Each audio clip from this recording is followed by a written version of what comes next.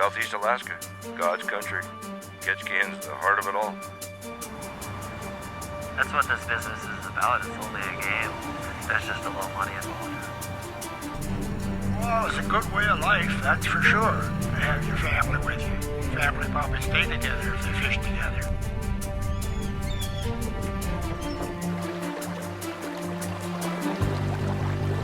As soon as the cruise ship comes in over the border, they're going to see these fishing boats.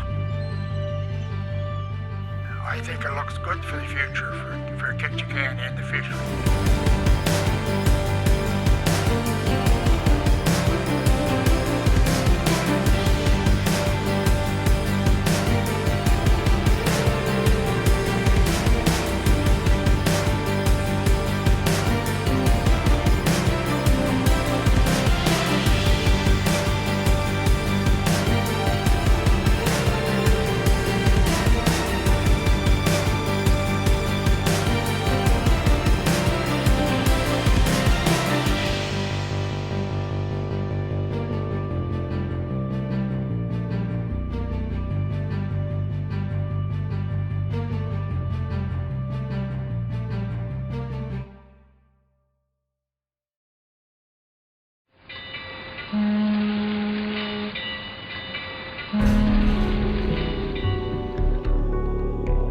A fish trap was a big framework of logs cabled together to make kind of a trap, a V shape, anchored out on big cables to hold them in place.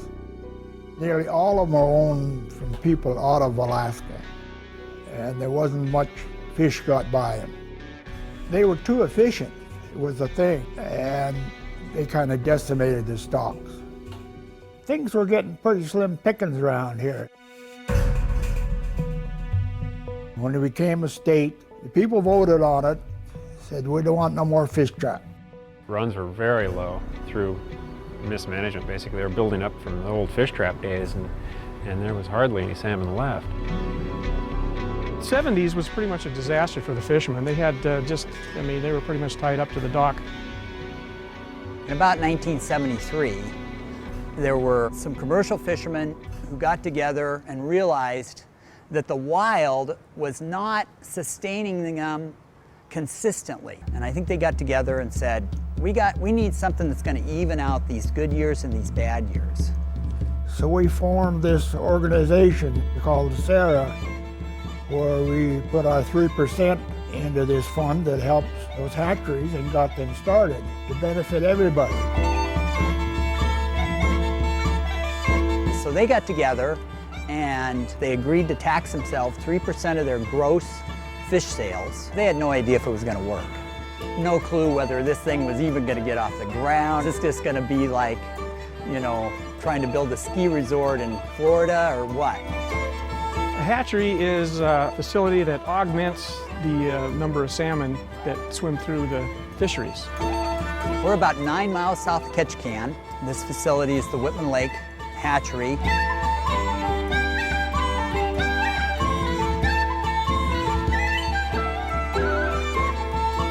Initially, we had to go into the wild and collect eggs. The fish return here, and we remove the eggs and the sperm from the adult fish returning and incubate the eggs here before they're released. I mean, 99.9% of that fish's growth is wild. This system has been really very successful. It's kind of been, one of the backbones of the whole SARA program. Well, salmon culture has always been my passion, and it's just given me a chance to make a living doing something I really like. We deal with millions of fish, so it's not really a first name basis, but you want them to be as happy as you can. It's really kind of funny because everybody has a wrong idea about commercial fishermen. They all want to rape and pillage. That's not true. That's not true at all. They want to do it next year, and they want their kids to do it. They want to pass it down. They want to make sure that it's still around. And it's worked out real well. The whole industry, the whole fishing industry has benefited from our hatchery fish.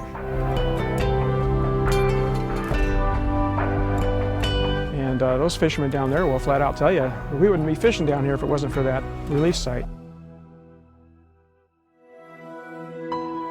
I started as a cook, came up from Seattle. You know, once you cook a little bit, then you learn everything in the pilot house, and you learn everything in the engine room, and of course you've already learned what's going on deck. That's the beauty of Alaska. If you work hard, and on the deck of a boat, people see you work hard. There's no hiding it. You're not in an office. People respect that if you can do the job, and you can become a captain. I was a tender captain for about 17 years.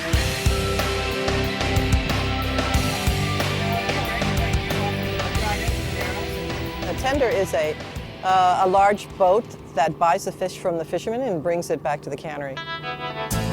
They've been used traditionally in the fishery for, since the inception probably of salmon fishing in Alaska. It started as a really symbiotic relationship between the fishermen and the canneries. Fishermen needed the canneries. They needed the canneries as a purveyor for all the goods throughout the course of the season. Every cannery has quality control, someone that's monitoring your fish, and the first thing they do when you tie up at the float is they come down and they bring a thermometer with them, and they stick the fish, make sure that that temperature is right. We used to have a list of about 30 or 40 tenders, yeah, and that was just for one company. Because you see, fishermen are a secretive lot. It was difficult to find them. We'd leave the tender, because everybody's watching us unload. We leave the tender, turn off the lights, take off in the wrong direction, and we travel half the night going in a big circle coming back to where the fish were. We had radios, 2 to 3 to 4 radios, VHF radios, and you had them scanning every channel that you could, looking for their private channels, because you see they did talk amongst their friends. Yeah, this radio here is secret radios, particularly at this moment. They can all be secret. But unfortunately, they would use code. The code they used was always food, strangely enough. Yeah, the last set was pretty good, I had 3 berries, 2 bananas, and 1 plum. So, you couldn't make any sense of it anyway. If you called them, they'd say something like, I'm fishing where I was fishing 2 weeks ago. Then you just went down the coast, up the coast, down the coast, one by one, looking for them. It is a close-knit community. You know, I don't know whether we've all run from something or we've all run to something, but we're all here. And as they say in Louisiana, because we're not all there. My father, growing up on same boats, he was fishing all his life. When I got started in the industry was in a work program after school, a couple hours after school every day, and got to do a lot of different things, so it kept me interested. We make sure it's a high quality. Taken right from the tenders right away, the appearance is the high quality for us. Everything's headed, finned, gutted, goes down the line, put into cans. They'll get in there and they'll take out any loose skin or any bones that are sticking out. And from there, taken right into the cookers. In the fish house, they can do like 130 fish a minute. Everything's put on a hopper and run down the line. They're all headed, gutted. They're not finned like the canneries. And then they'll go down the end of the line where they're weighed. The fish is taken, there's a glaze put on it which protects the fish. And then put in the freezer right away and frozen. We'll package them up and send them up however they want them shipped. If they want it fresh going across the country, truck it right out of here.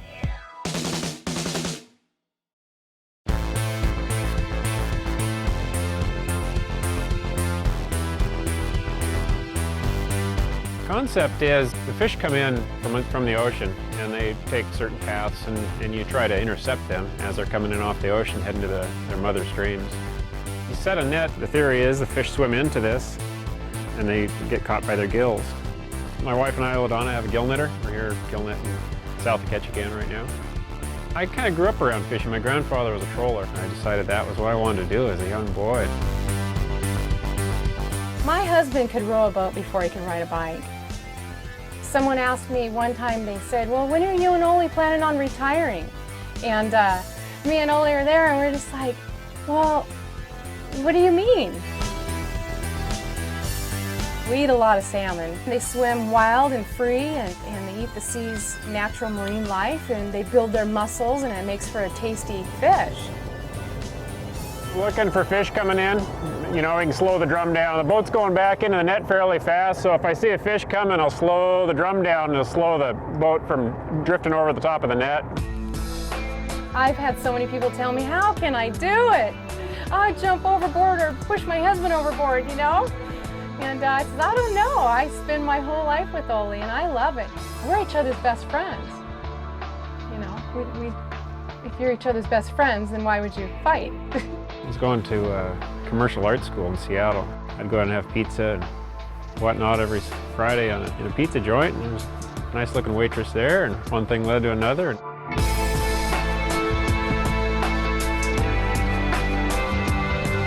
I left that summer to go fishing. I flew Ladonna up. She went out sailing with us for a couple days. And so I hopped in the skiff with Ole, and I was out there kind of rolling around like this up against the beach, and I got really sleepy, and he says, go out there and take a nap. Of course, a noisy diesel engine roaring. She curled up on top of the engine cover and went to sleep, so right then I knew she was the one. Oh, one time I was at a friend's house and says, oh, I fixed some salmon for you, you know, and my mom and dad were with me. I looked at the salmon and I said, this isn't wild, it couldn't be wild. And I looked at it again, I whispered to my parents, I said, this is farm salmon.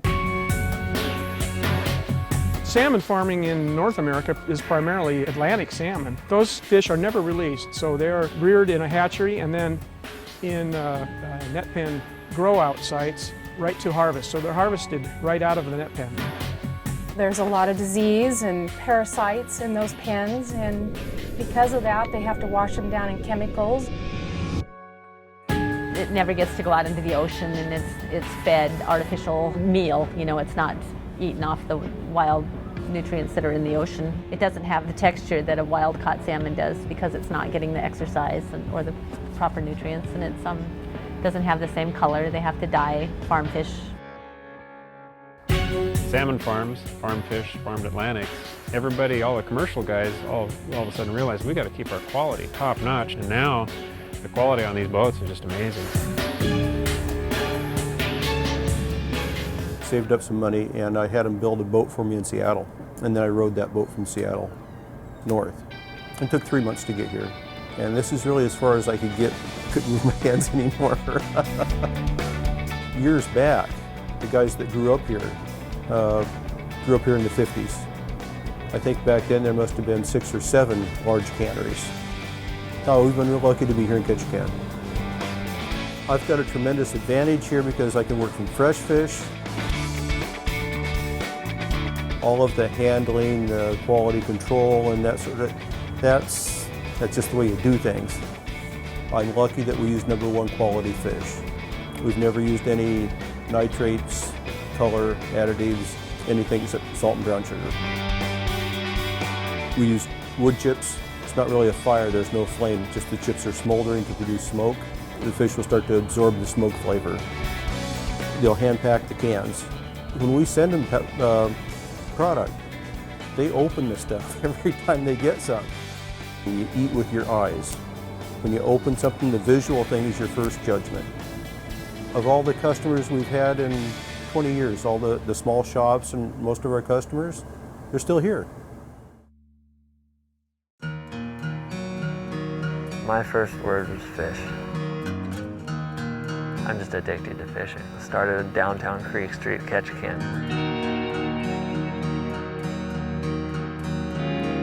It is what you make it. You don't do it to get rich, you do it because you love it, you know.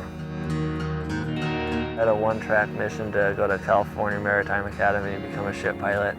Plans change once you get out there, and so I realized that this was too much of an amazing place to leave it.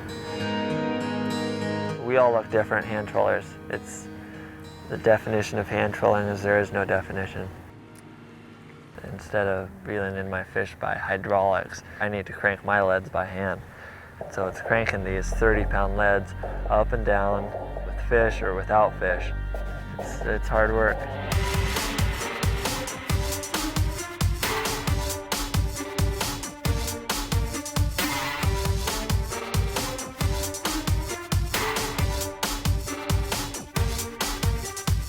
Individual care is the name of the game. It's what we pride ourselves in. This is your final product right here. It's clean, fresh Alaskan salmon. We're gonna put ice in his belly, ice in its gill cavity. Probably isn't a better feeling than filling that box.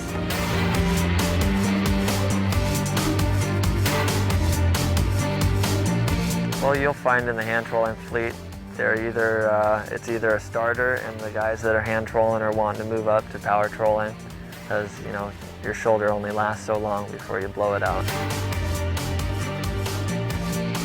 I'd be one of the guys that want to move up to be a power troller. It's a wonderful office, you know. Talk to some old timers. The old timers know. That's how I got started, was just help from the old timers, you know. Fish was a meal, a way of life, a staple. It's always been that way. Going all the way back to the old Mr. Phillips, Mr. E.C. Phillips himself, quality was the essential thing. If people are going to pay the money for a product, they deserve to have the best. We brought scow-loads of them in, one right after another. Go down to cold storage dock, it'd be lined up their trollers right down to the deck. Nothing but fish. Our people are taught how to handle it, how to handle each and every fish. We take a quality fish from a cold environment, we dress it by hand, we dress it mechanically, we freeze it, and we sell it to the marketplace in a whole state or in a filleted state. I started fishing when I was 1948. I was 14 years old. It's great. Used to catch a lot of fish. I used to, when a little kid, I was out on the floats, catching shiners or whatever. You gotta like fishing to be a good fisherman. You gotta like to fish. It's a all new generation of fishermen now. And that's what the fleet's all turning into as young fellas. They're smart. You know, they're very smart. They know quality is number one. Sustainability and quality are tied together. And that was instilled in his son, and his son has instilled it in everyone else who works for this company.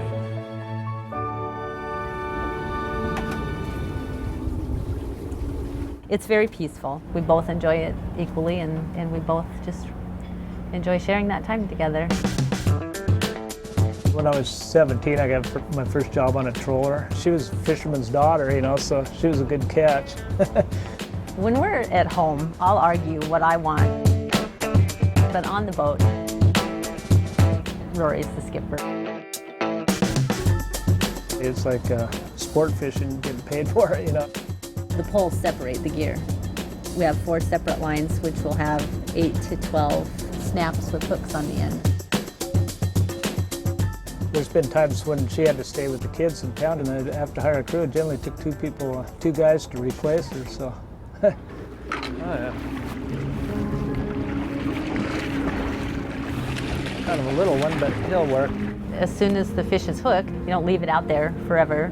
You want to bring in the fish fairly quickly, and then you stun it with the gaff hook while it's still in the water, so that when you throw it on board, it's not flopping around unnecessarily to lose its scales or bruise its meat. Salmon are pretty warm when they come out of the warm water, so you want to chill them the best you can. My wife's told me before, when sometimes I'll be wondering why we're doing all this work, you know, and it makes sense. Is that you can imagine some family going in a grocery store down south and buying a fish, and you want that fish to look good and taste good, and you want it like something you would want to eat yourself.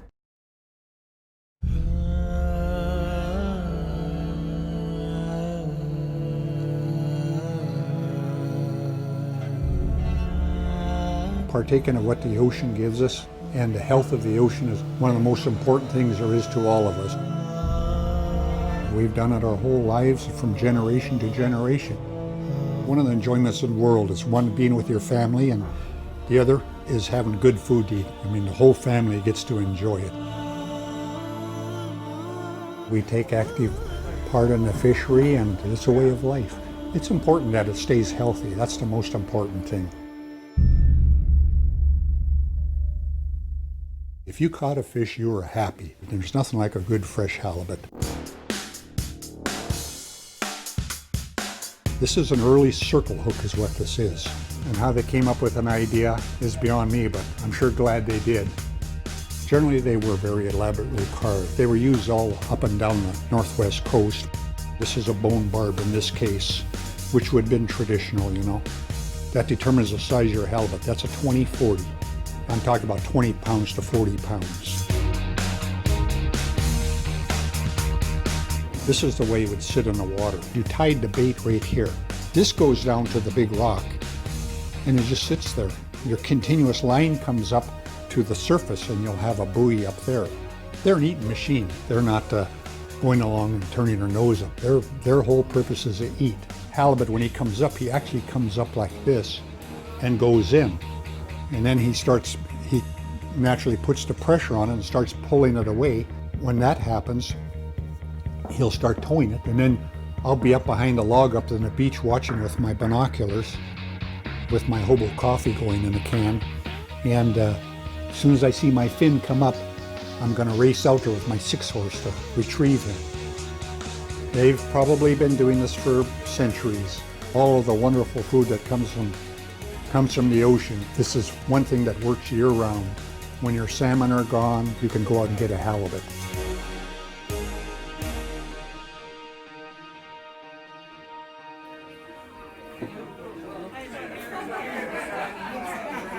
When I was a kid in the 50s and I trolled with my dad, and I'd be dressing king salmon all day, gutting them and stuff, and I'd save a bucket full of guts. We got anchored up, and I'd just bait my hook, and I'd catch halibut.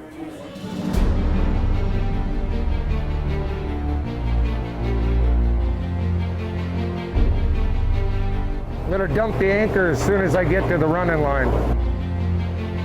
What's gonna happen here is I'm gonna jump over here.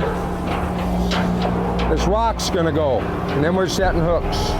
These rocks help sink the gear so it's not floating around. They get it down there quicker. Worst thing is if you set this on bottom and there's no fish, you got hours and hours invested in baiting this gear. The expense of the bait and the time and everything for nothing. That's the worst thing. That's it. Game over. And sometimes they'd be too big and I couldn't pull them aboard, so I'd have to wake my dad up. He's a real patient man. He'd just get up and go, well, you got a hell of a fish here. And my kid, when he fished with me, he jigged halibut. I mean, I got a picture of him when he was 6 years old, got a 200-pound halibut beside the boat, and he's freaked out and heading for the bow. I mean, we just, that's the way we live. I'll gut that fish, I'll throw it down. When I get done gutting those fish and throwing them down, I'm gonna go down there, I'm gonna ice every one in the belly, in the head, totally iced. There's gonna be ice over the top of, no. Quality is everything. I mean, if you have no quality, you have nothing. It's the best place to live anywhere. I trolled, and I started by myself. I fish shrimp, I fish by myself. I've embraced it all my life, and it'd be hard to change.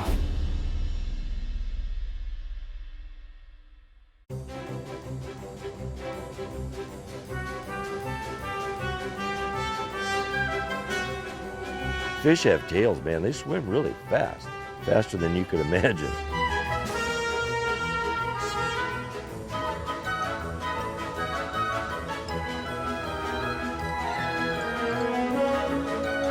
Two-day trip, sunny weather. We go out, sure enough, just boiling everywhere. So we were dropping the jigs, and you could just see them slicing through. We caught, I think, 8, just gangbusters.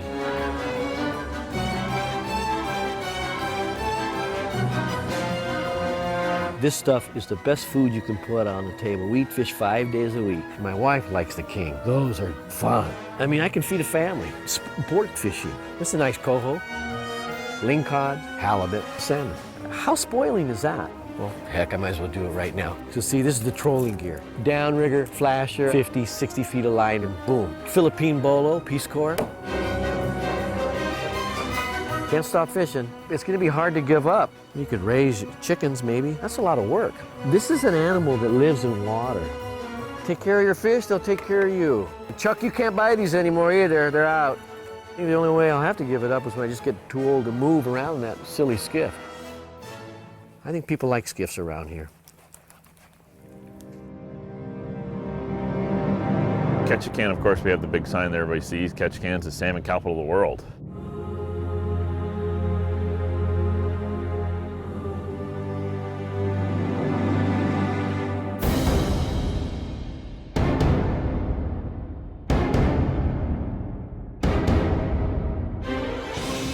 There you go. That's good, you're up to the surface. Good job, Leslie. There's another one. You get a hot fish that's instantly burning line off, that can create a little bit of excitement on a deck. And it's nice to, get them out and get them a chance to, experience what we have up here. You got 4 rods working off the back of a boat, and at times you've got 4 rods with fish on them. It hits the bait and it just runs. The reel zings. That's all we do is yell reel. Just try to keep people reeling and catch up to the fish. The biggest difference from people fishing somewhere else versus here is that speed of the fish. They're fast. That's a little bigger.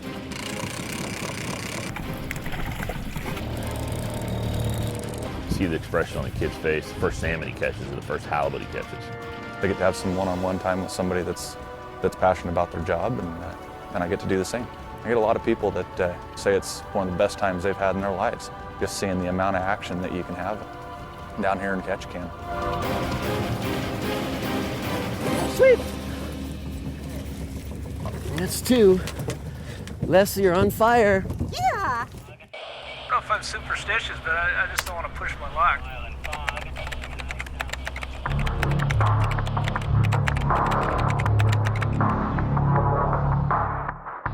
We have a net that's 250 fathoms long, and that's a seine. We were on this point, and when you're on a point and you're on there first, it's your point. And this was my point, and most points are. And this guy came in and got in front of me. I mean, like right in front of me, in my face. Totally wrong. And I had this crew member goes, "What are you gonna do about that guy?" I said, "I'm gonna put a hoodoo on him." I mean, we're doing big fishing. He starts laughing, "What, you gonna put a hoodoo on him?" I go, "Yeah." 2 whales come by, swam through his seine. Holes as big as my house, 2 of them. And this guy goes, "Are you gonna go help him?" I go, "No." That's a hoodoo. Let's look for holes here. Hold it. This would cause us not to catch many fish. Goodness gracious. Did he turn it off? Okay, go ahead and turn the switch back on. Let me try one more time, Jared. See if we can blow ourselves up here. Seining is a purse seiner. The whole theory of it is you have one end goes to the beach attached to a power skiff, and the other end is way out here on the big boat. And then you release the skiff and he drives to the beach and you run out with the big boat and make a big C-shaped set, they call it, a set. Fish swim down the beach and they go into your seine and the fish swim in a circle inside your net. 20 minutes, 30 minutes, and then you bring these 2 ends together and this line goes around the bottom of the net, and that's called the purse. Just like a top of a lady's purse, you draw it up tight. So by the time you get to the half purse, this whole thing is cupped up and the fish are trapped.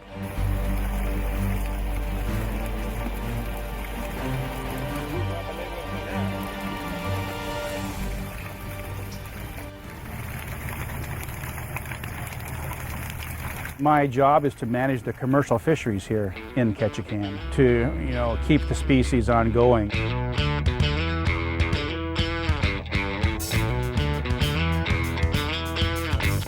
The spend a lot of time in this small fixed-wing seaplane, and I'm looking in the water and I'm counting the number of salmon that are there.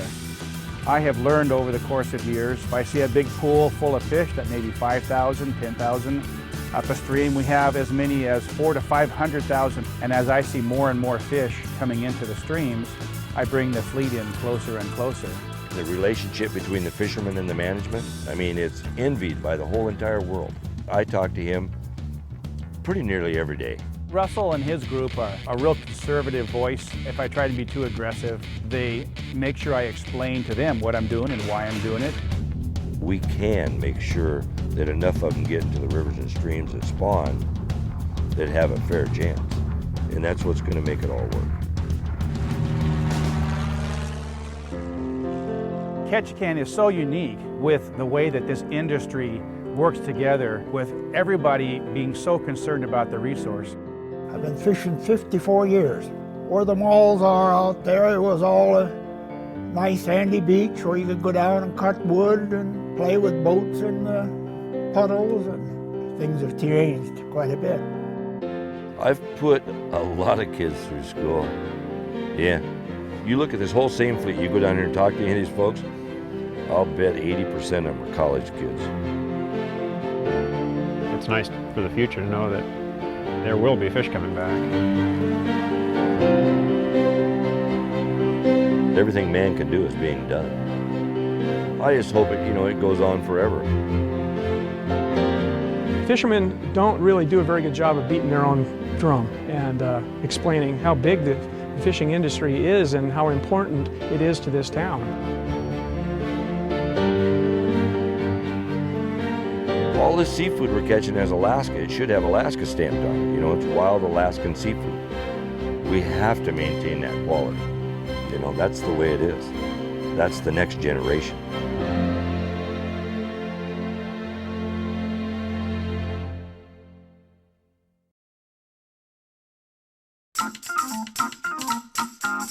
You're not eating those berries, are you? Off that bush? Yeah. How they taste? Great. Okay. Life's good. Once the egg develops a fish inside and you can see the dark eye, you can bounce it on the cement. He's that tough. I didn't like the whole candy bar for breakfast thing. If he was in here, he'd be just gone. He was like, what? We're gonna eat what? Mmm. Delicious.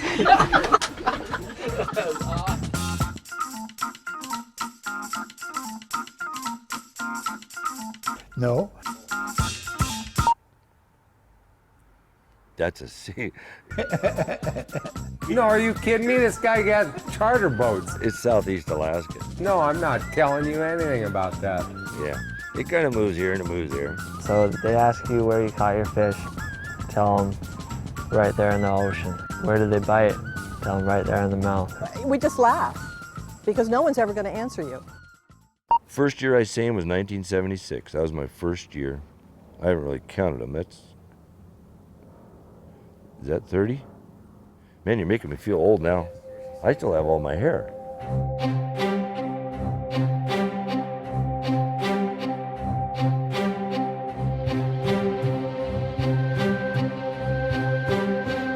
It's really a small town atmosphere. Now a lot of that's gone from down south. If you tell your spouse where you're going and you're not in at a certain time, there's somebody out looking for you right away. Right away.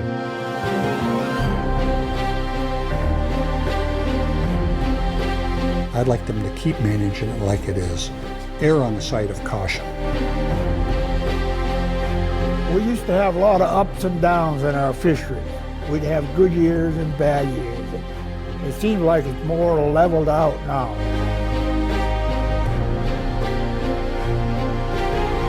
And then the rest is just doing it, getting out there, making mistakes, learning from them. It's all about trial and error, that's fishing. My dad always brought fish home, and what we could buy in the stores down in landlocked Montana was way different than what you can get up here,